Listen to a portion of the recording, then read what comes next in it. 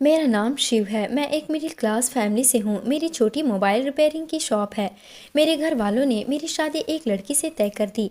लड़की हमारे ही पास के गांव की थी। लड़की के माता पिता नहीं थे। उसे उसके मामा और मामी ने पाल कर बड़ा किया था। घर वालों को लड़की पसंद आ गई थी। मैंने शुरुआत में टालने की कोशिश की। मुझे इस बात से थोड़ा ऐतराज़ था कि लड़की गांव की है, लेकिन मेरे घर वालों के आगे मेरी नहीं चली।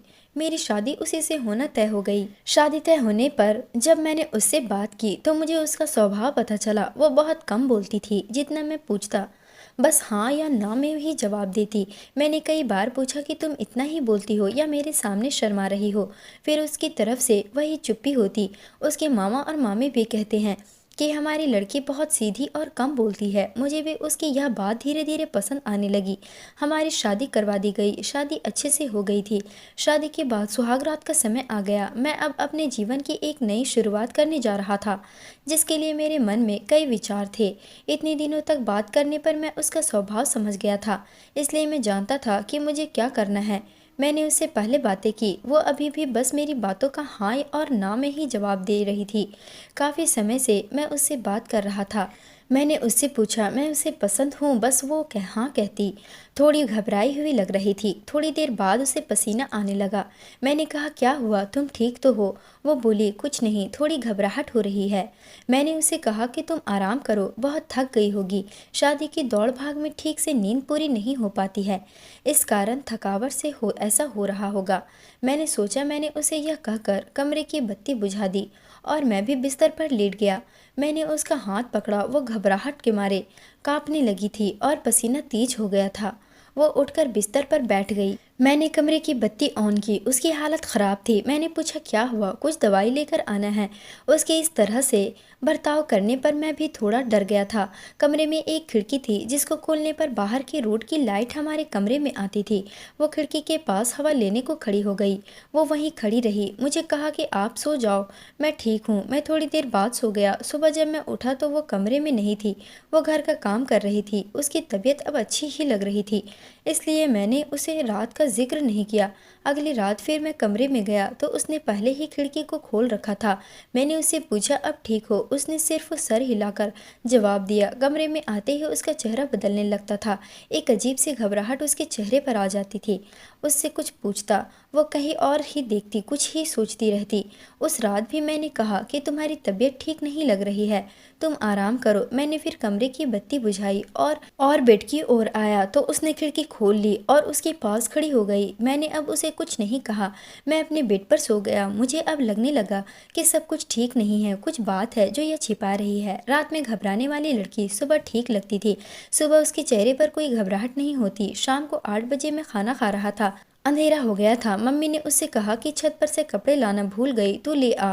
वो कपड़े लाने सीढ़ियों से छत पर गई, लेकिन करीब आधा घंटा हो गया था और वो नीचे नहीं आई। मम्मी ने नीचे से आवाज़ भी लगाई, लेकिन वो नहीं आई। मेरे खाने के बाद मम्मी ने मुझे कहा कि जा तू देख कर आ। मैं सीढ़ियों पर गया तो वो सीढ़ियों पर ही बैठी थी और उसके चेहरे पर वही घबराहट। मैंने सीढ़ियों की लाइट ऑन की। लाइट ऑन होते ही जैसे वो नींद से जग गई हो। मैंने उससे पूछा कि तुम यहाँ क्यों बैठी हो? वो कुछ नहीं बोल पाई। उसके माथे पर रात जैसा ही पसीना था। वो वहाँ से चली। अब मैं समझ गया था कि बात क्या है, लेकिन उसकी वजह मुझे नहीं मालूम थी। उस रात मैं कमरे में गया और जाते ही मैंने सबसे पहले अपने कमरे की खिड़की को बंद किया। वो वही कमरे में थी, रोज की तरह घबराई सी। पर आज मैंने कुछ और ही सोच रखा था।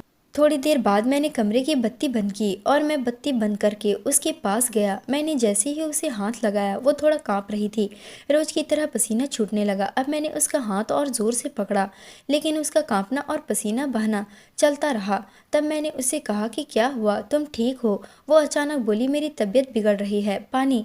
मैंने बत्ती चालू करके उसे पानी दिया। रोज रात की यही कहानी थी। अब मैंने उससे पूछ ही लिया कि मैं जानता हूँ कि कुछ बात है जो तुम मुझसे छिपा रही हो, लेकिन क्या बात है मुझे बताओ।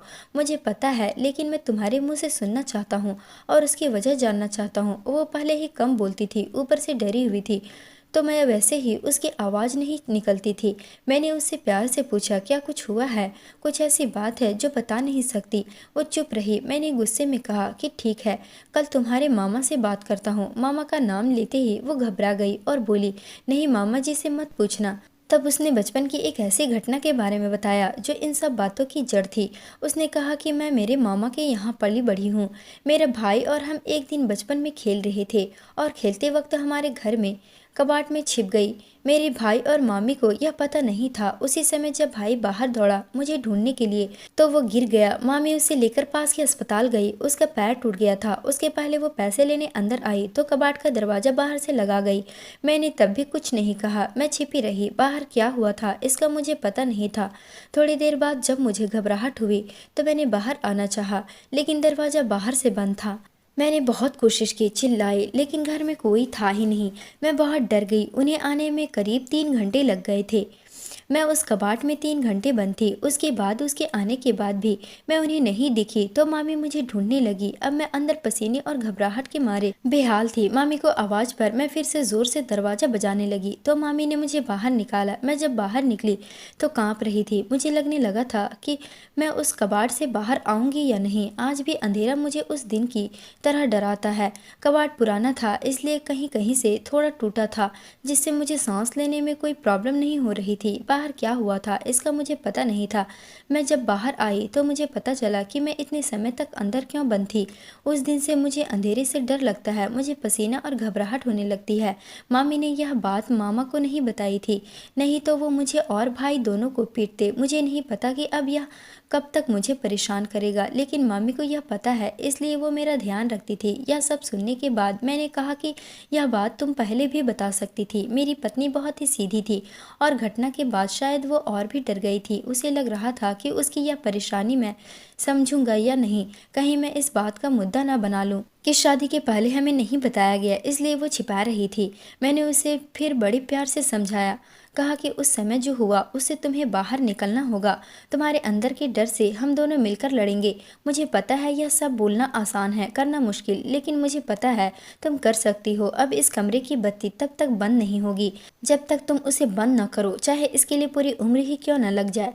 मैंने पहली बार उसके चेहरे पर वो मुस्कान देखी थी। लग रहा था कि उसका कोई बोझ उतर गया। अंधेरा अब मेरे होते उसे डरा नहीं सकता। मैं उसका हाथ पकड़े रहता हूँ। धीरे धीरे मैं उसके इस डर को निकालने की कोशिश कर रहा हूँ और बहुत हद तक मैं सफल भी हो रहा हूँ। ऐसी कोई भी बात नहीं है जो हल नहीं हो सकती। व्यक्ति को सिर्फ प्यार और विश्वास चाहिए। बड़ी से बड़ी बात को सुलझाया जा सकता है। दोस्तों, उम्मीद करती हूँ आपको हमारी कहानी पसंद आई होगी। कहानी पसंद आई है तो वीडियो को लाइक करें, चैनल पर नए हैं तो चैनल को सब्सक्राइब करें। मिलते हैं अगली कहानी में।